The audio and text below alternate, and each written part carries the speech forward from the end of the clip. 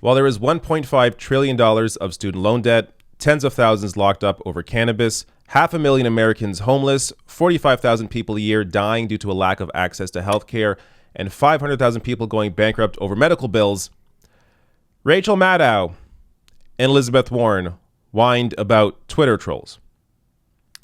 So let me play this video, and I also think this says a lot about what Warren will potentially do or not do in this primary. So watch this. Particularly, it's a particular problem with Sanders' supporters. It is. I mean, and it just is. It's just a factual question, and it is. And that's something I think that Have you ever talked with Senator Sanders about that? I have. What was that conversation like? It was short. But yeah, we've talked about it. But I think it's a real problem. Does he not share your view that he's responsible for the behavior of supporters? You know, I shouldn't speak for him. It's something he should speak for himself on. But I do think it's something that we need to reckon with in our political discourse in particular, because this is what politics is about, is to get out and put your ideas out there. People choose sides, people vote, people say, I'm holding a sign for her, I'm holding a sign for him. That is part of what we do. But what underlies that is a fundamental human decency and respect for each other. An understanding that nobody tries to put somebody's family at risk or somebody personally at risk because they disagree with you on the politics of it, because they see the policy different, because they don't support your candidate and they support some other candidate. No. And if we follow that same kind of politics of division that Donald Trump follows, that notion of, he draws strength from tearing people apart, from demonizing people, from saying, oh, those are bad people, and that's kind of how they draw their strength. It's not who I want to be as a Democrat. It's not who I want to be as an American. And to the extent I have any power to control that, I do what I can, and I call on others to do the same. And I think we have to have some accountability around that.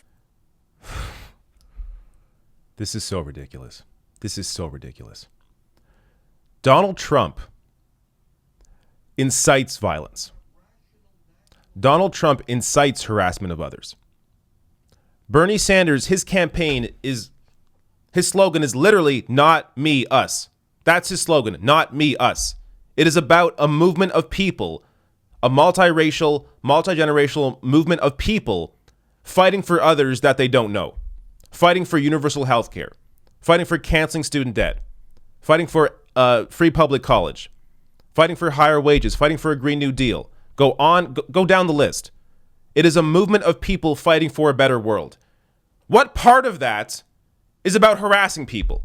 Now, are there trolls online? Are there people that are mean online? Am I mean sometimes? Yes, because I'm fucking pissed off that this is the narrative. This is what they're focused on when there are people out on the street without a house, when there are people without health care dying. Like, yes, we're pissed off because the world fucking sucks, and this is what you're complaining about. And this also shows me, I mean, it hints to me anyways, I don't think Elizabeth Warren's going to endorse Sanders. I don't think she'll endorse anybody. She has never been willing to call out the Democratic Party establishment. Never. She didn't want to run against Hillary Clinton in 2016, even when Bernie and everybody else, there was a movement to get Warren to run in 2016. She did not want to challenge Hillary Clinton. Warren didn't back Bernie Sanders in 2016, even though they should have been aligned on the policy. Warren backed off her Medicare for All plan, made it a public option, and then 3 years later, try and pass Medicare for All, dividing the healthcare fight into two different fights. A ridiculous plan. Ridiculous. Warren took on a super PAC after running a whole campaign saying no super PACs for anybody. She has never shown a willingness or an eagerness or anything. She has never shown a fight when it comes to taking on the Democratic Party establishment. And even after this campaign is over, instead of focusing on the issues, instead of focusing on the fact that there are all these people without health care, people living on the street, people living under mountains of student debt, climate change crisis, threatening the future of humanity, instead of focusing on that, when it comes to Sanders, it's about people online, people that are mean to you online sometimes. Unbelievable. It's unbelievable. So, no, I don't think Warren has the guts to back Sanders. And look, I hope I'm proven wrong. I really do. But based on all the evidence, based on the fact that she has to actually wait to think about this. Really, you have to think about this? Joe Biden versus Bernie, you have to think about this.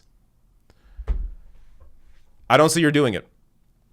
And look, I feel bad for her supporters. A lot of her supporters online are backing Sanders, and I welcome them. If you are a Warren supporter, I welcome you with open arms. This is not on you. This is on Elizabeth Warren as a candidate. She has the power right now to shift the momentum to a movement, a people-powered movement, fighting for many of the same things she was fighting for and more during her campaign. And she really has to think hard about this. This shows you she is incredibly worried about how the Democratic Party establishment will treat her or look at her if she backs Sanders here. She's not going to fight against a unified corporate wing of the Democratic Party. If she does, I will be shocked because she has not shown that willingness so far.